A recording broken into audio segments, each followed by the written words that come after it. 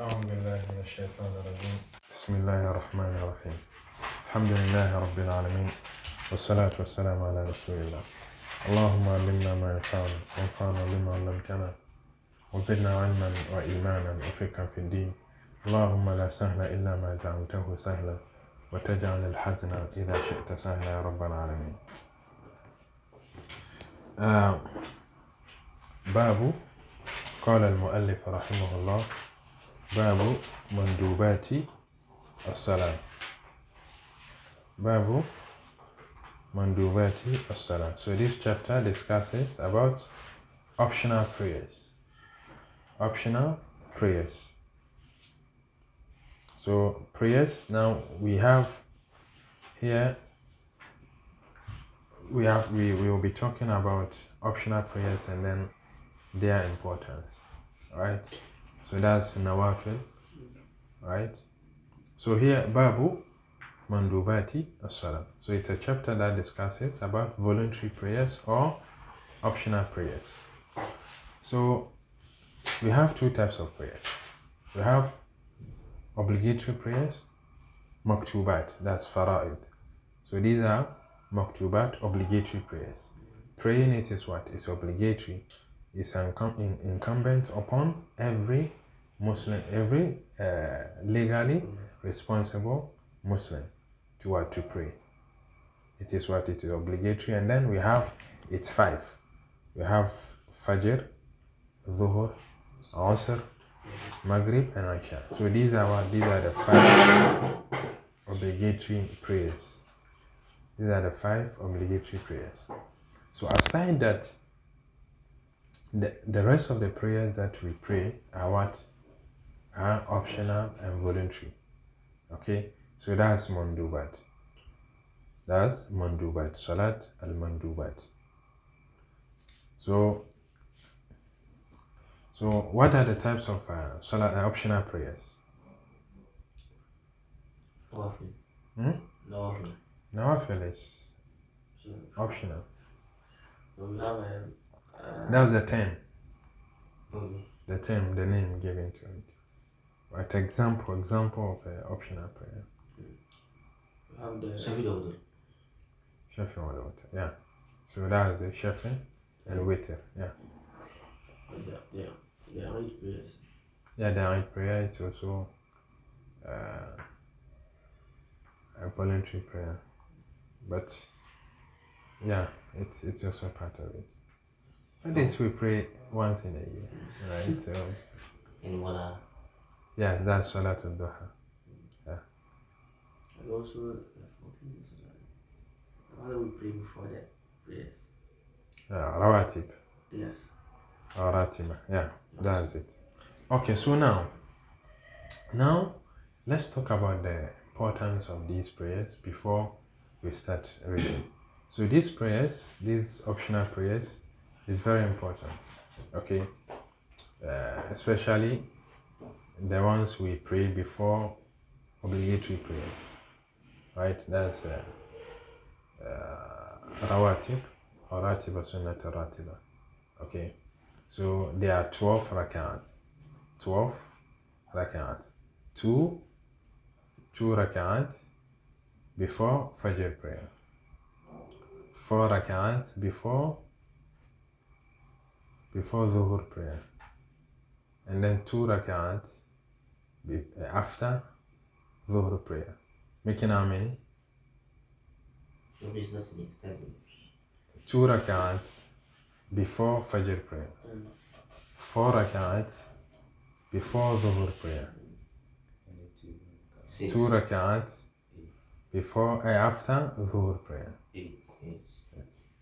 2 rak'at before Asr prayer.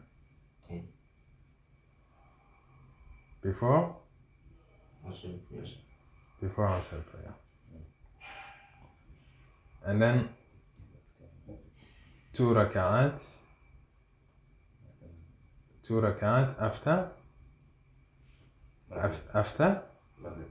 after Maghrib. So where's the 2 rak'at? I'm making how many? 12. That's 12. So where's the 2 rak'at after Isha? right? So now we said 2 rak'at before Fajr, 4 rak'at before Zuhr, 2 rak'at, 2 rak'at after Zuhr, making 8. Alright. Then 2 rak'at before Asr. Then 2 rak'at after Maghrib. So it will be left with what? 2 rak'at for Isha. But here, this is it according to some report.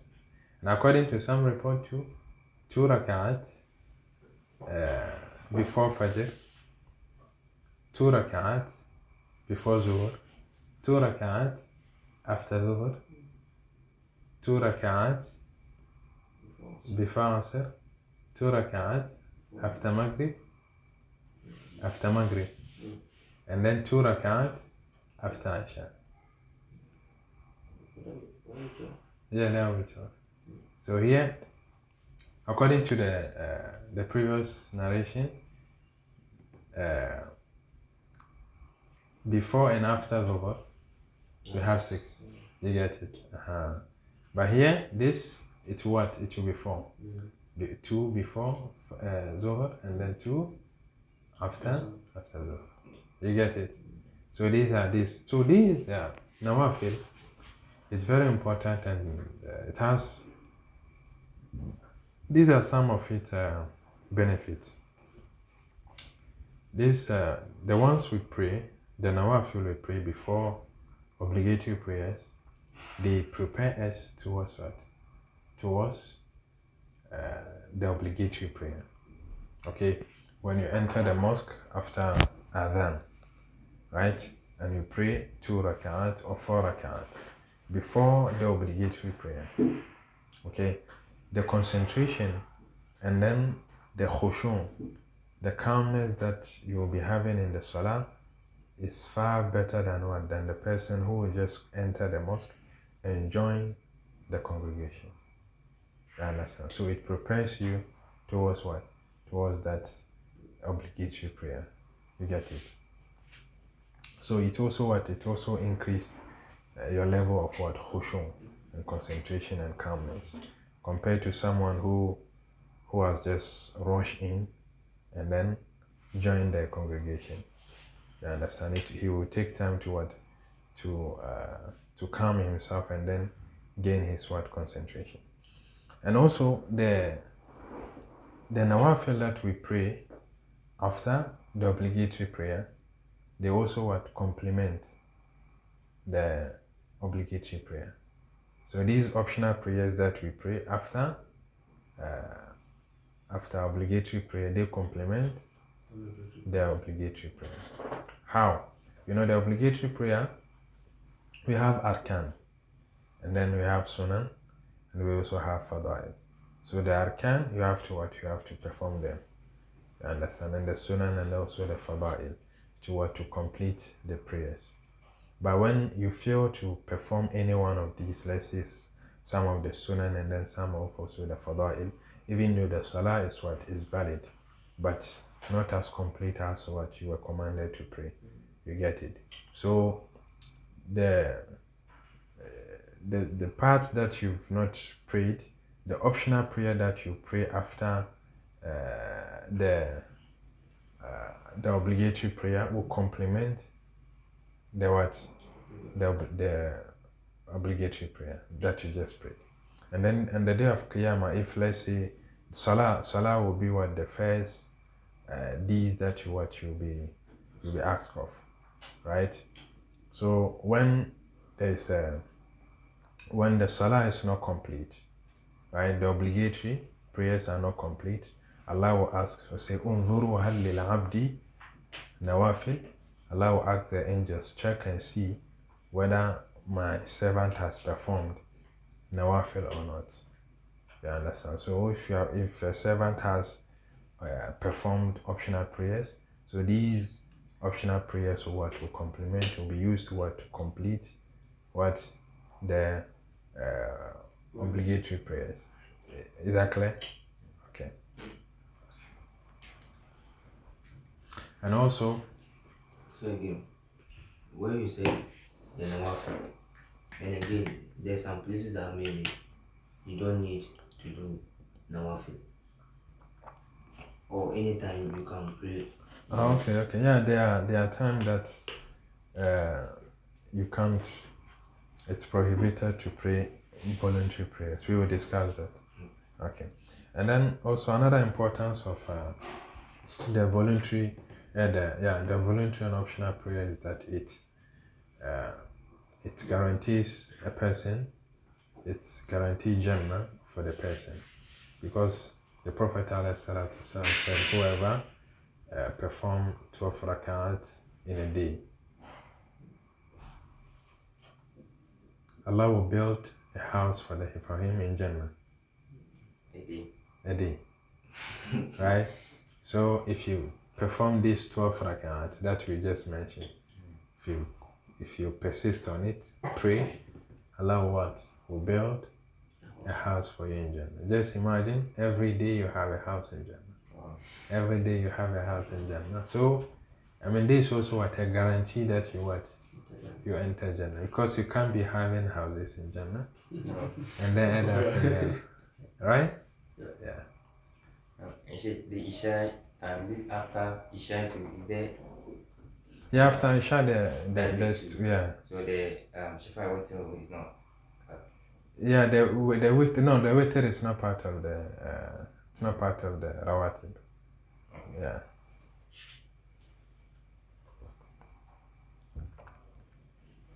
All right, so that's it. Now, Imam said, Babu Mandubati as-Salah. So this chapter talks about or discusses the optional prayers, right? And he said, وَيُسْتَحَبُّ لِلْمُكَلَّفِ أَنْ يَتَنَفَّلَ قَبْلَ الظُّهْرِ وَبَعْدَهَا. It is what it is encouraged, and it is encouraged that the legally responsible will perform an optional prayer before dhuhr and after dhuhr, right? So the optional prayer, the person will pray before dhuhr and then after dhuhr, okay? And then we have wa qabla al-asr, and then before asr, right? Wa ba'da al-maghrib, and then after maghrib. So with asr, we don't have a nawafil after asr, and there's also nawafil. There's no nawafil before maghrib, right? So why? Now, the Prophet ﷺ, has prohibited praying optional prayer after the obligatory prayer, after Asr prayer, after Fajr prayer, and then Asr prayer, right? So after Asr prayer, we can pray voluntary prayer, and after Fajr too, we can pray an optional prayer. Okay, so there's prohibition to pray after Fajr prayer and then after Asr prayer. Why?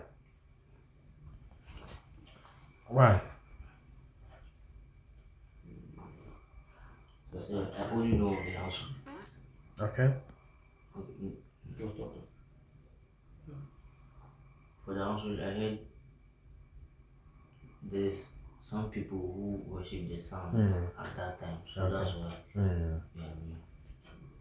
Also heard that. Listen, I don't know what the answer one, but I want to use the Fajr one to answer both of them. Okay. Mashallah. The Fajr one, I heard that the sun is still rising, and the rising sun, some time ago, people used to worship the rising sun, and we used to worship when the sun was rising. So we don't pray after this thing. We don't have an outfit after Fajr because the sun is rising. So if you are like imitating, and since this one, Asr to the sun is about to set down. So maybe that's it. We should also pray to that sun. So that's what I said we should do.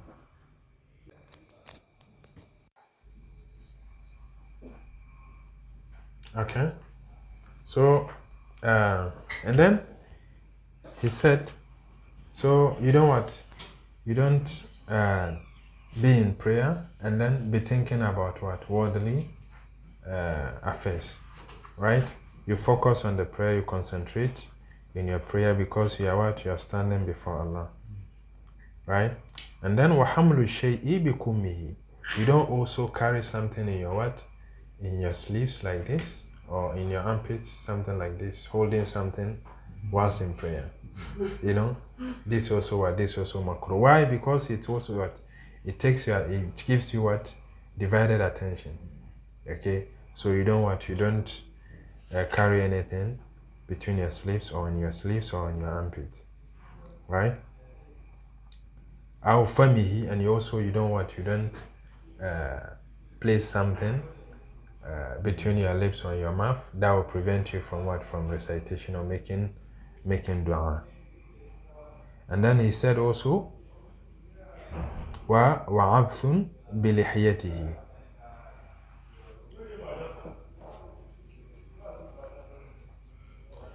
And then also fiddling with what? With the beard. You know, some people when they are praying, they will be what? They will be playing and then doing some things with their beard. I was about to ask you that. I waited after lesson. I would have asked you. Okay, so this is also makruh. Yeah, this is also makruh. You don't play with the beard. You know, you concentrate. Yeah, is that clear? Yeah. And then he said, وَالْمَشْهُورُ فِي الْبَسْمَلَةِ وَالتَّعَوُّذِ الْكَرَاهَةِ. And he also from the prominent opinion on Bismillah, saying of Bismillah and A'udhu Billah in prayer, it's also what? Makruh. How? What does it mean?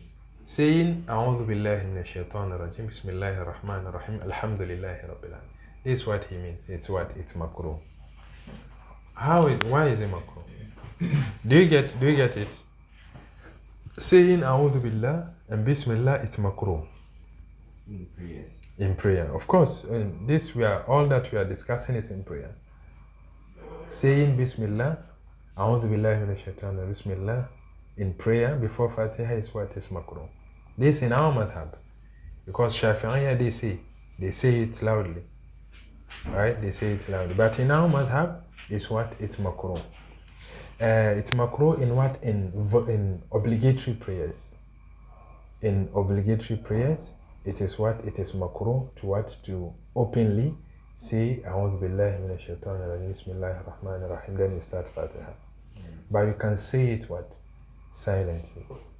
You say A'udhu Billahi Minash Shaitanir Rajim, Bismillahir Rahmanir Rahim silently, then you start with the recitation of what? Fatiha. Loudly. You get it? But in voluntary prayer, you can what? You can say it loudly, there's no problem. Yeah.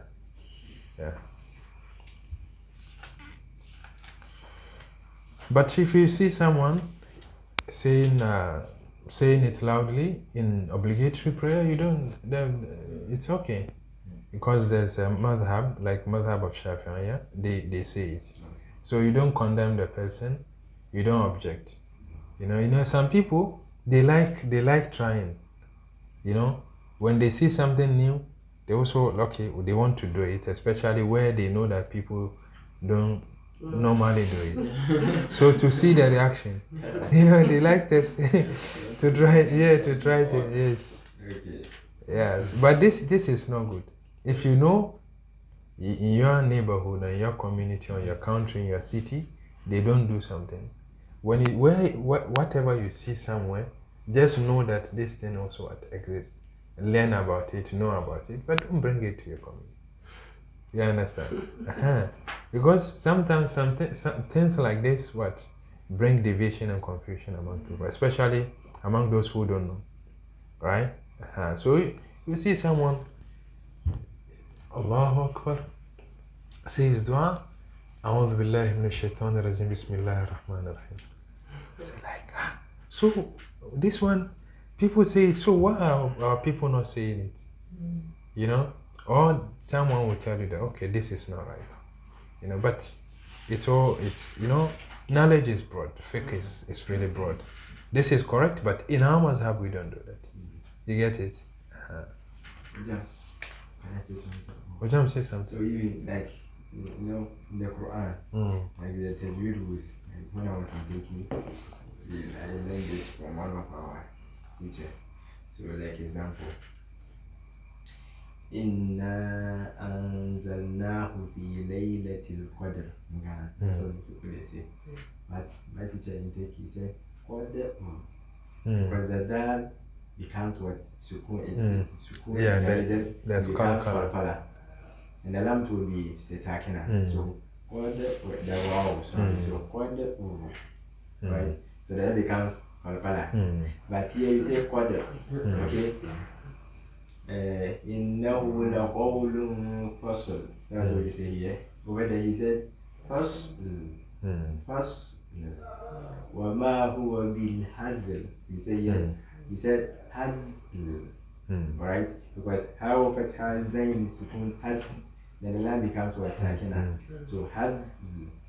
It brings only the sound of the lamb. So sometimes I want to use that.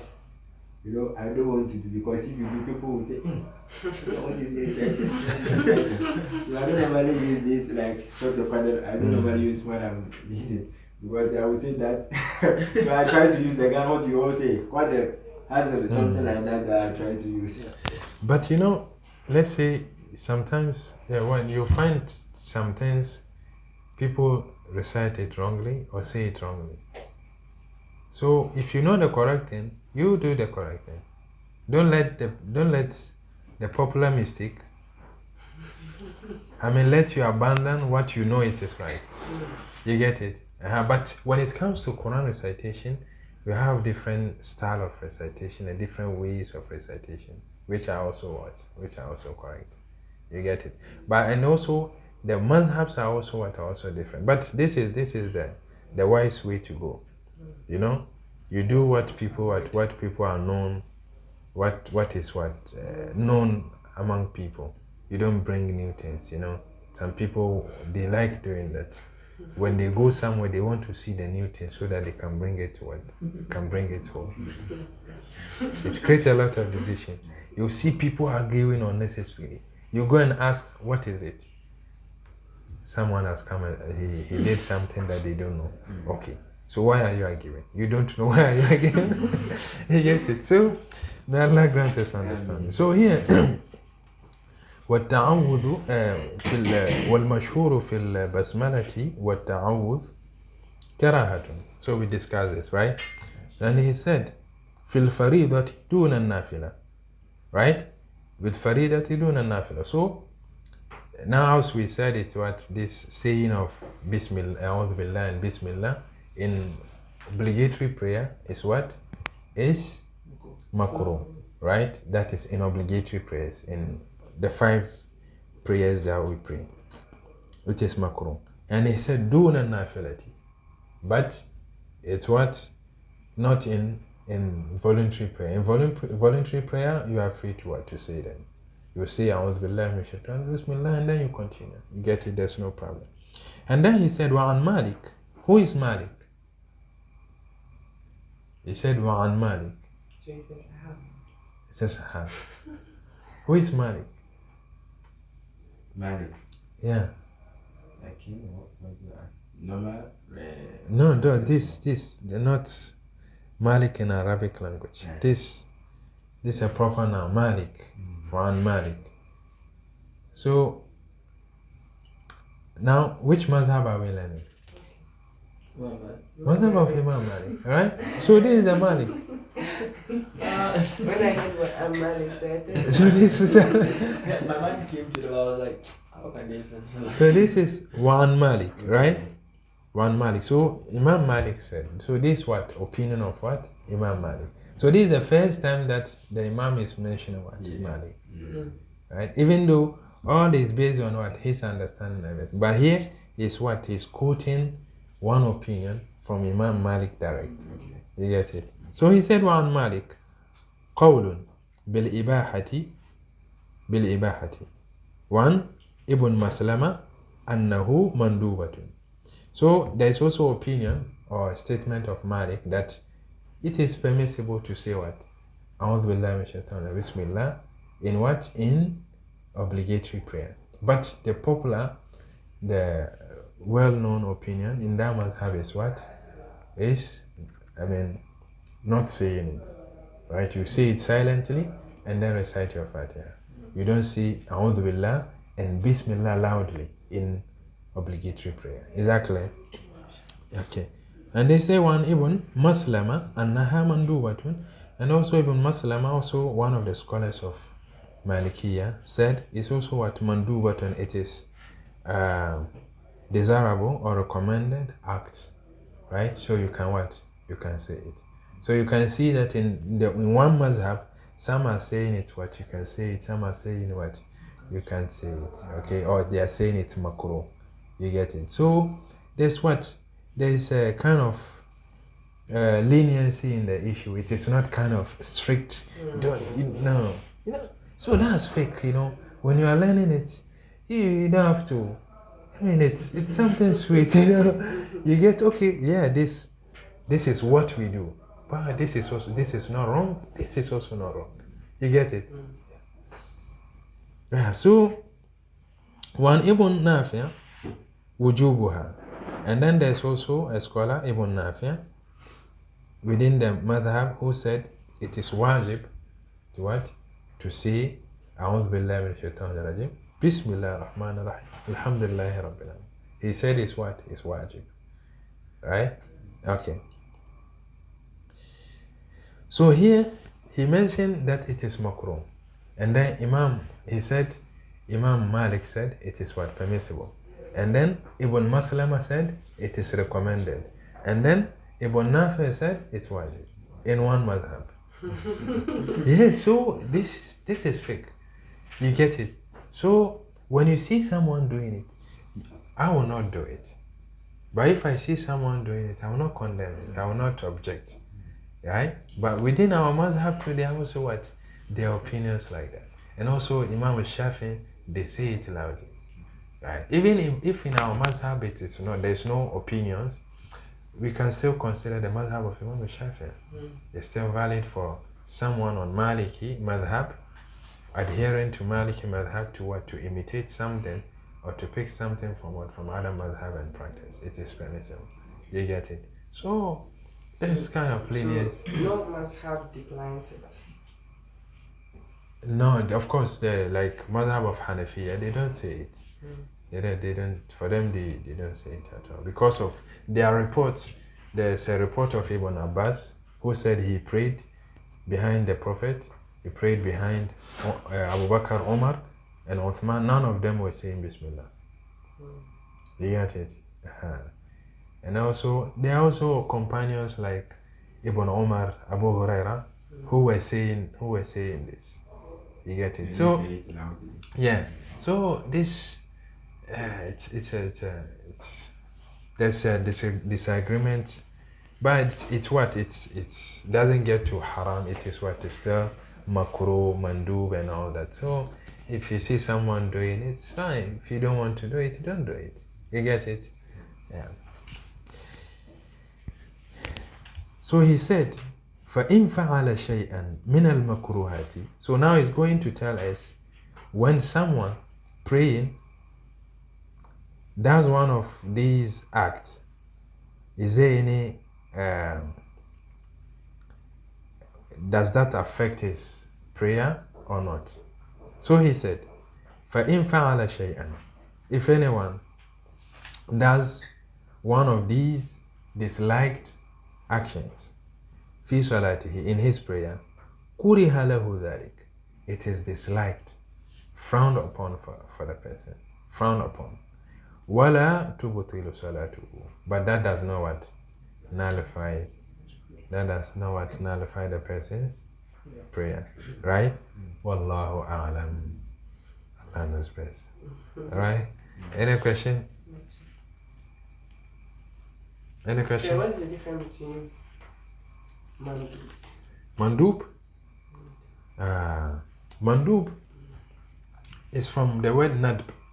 And nadb, it's something recommended, something that's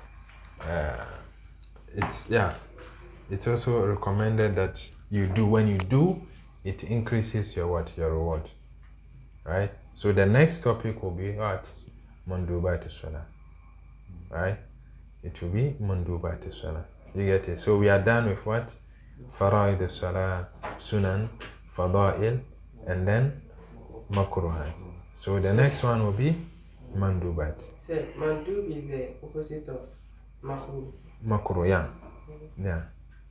Yeah. Are we clear? Yes. Any question? Yes, on Salat. Okay. Shane, I learned calling Adhan. When you are calling Adhan, you are not supposed to sing it like the way we do Quran. Of course, you should call it with nice voice, but you are not supposed to do it very, very like the way we do Quran. Exaggerate, right? Like, Like how? like the way they do in Mecca, they do in Saudi, yeah. But I'm supposed to do it in a specific way. Like Allahu Akbar, Allahu Akbar, Allahu Akbar. But it's not supposed, like it's not supposed to be the way we are doing today. That's what I mean. And they say there is a whole book on that. No. Of course, you. Everything, even the Quran, you don't have to exaggerate in beautifying your voice in recitation. Same as Adhan, right? But of course, the Adhan, the person calling the Adhan should call it with a nice voice, right? That's why all the Sahabas were not calling prayer for the Prophet. There are specific people who were calling them. Right? So there's a chapter for Adhan and a comma. When we get there, we discuss in detail. How do you do it? The narration on that. When you're calling for Adhan, how do you turn? Do you turn or you just stand still? How do you do? Where do you put your hand? Do you put your fingers in your ears or you put it on your head? How do you do it? Inshallah, when we get there, we discuss. Any other question? So you said we will have a practical session for the Salat. Yeah, we are not done with the Salah yet. So when we are done, we will start from the beginning to the end. We demonstrate how to pray. You understand? So and then we also discuss about some common mistakes. I understand. That will be a full lesson after the Salah, inshallah. So somebody asked me, I couldn't answer, so I'm asking. So when you come and maybe you've missed Maghrib and you come to meet Isha prayers, and they are praying, of course you can't pray while the Imam is praying. So can you join them with the intention of you praying Maghrib? And also they've already prayed 1 rakah.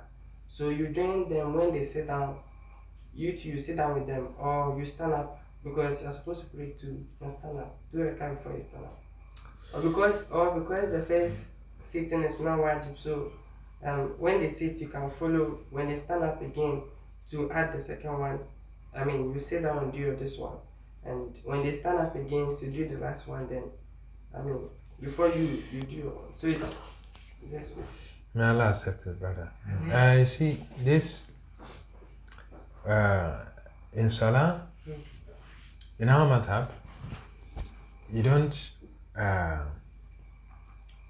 your intention should not be different from the Imam's intention. You get it? The Imam is praying Isha. If you want to pray Isha, join the Imam. Alright? And now, Maghrib prayer, the time of Maghrib prayer has already expired. Alright? It's time for Isha. And they are praying Isha. And it's not permissible for you to come and pray while there is a current ongoing prayer in the mosque. So here you join them, get the blessing or the virtue of the congregation with the jama'ah. Then after that you make up your missed prayer. You get it? So in other words, you can pray Asr before Zuhr. No. This is in a specific situation, right? You came, they are praying Isha, and you've already missed Maghrib, and the time of Maghrib has already expired, right? So here you can pray, you can join them to pray Isha, then you pray what? Pray Maghrib, because when you engage, it's not permissible, it's not allowed, it is haram to engage in what? In a different prayer other than what the Imam is praying. You get it? So if you even try to do that, okay, let's say that you've done that. By the time you finish Maghrib, they are done with Isha. So you've lost two blessings of Jama'ah, the Maghrib and Isha. So why not lose one and join the hymn in Isha? You get it? But when, let's say, you've missed Zohor and Asr, right? You can't come because I said this. You pray Asr, then you pray Zuhur. No, it has to be what? In order. You get it? Any other question? Alright, so let's pause here and continue. Inshallah. We have lesson tomorrow, right? Tomorrow, Friday, inshallah, we have Hadith lesson. وآخر دعواهم الحمد لله رب العالمين.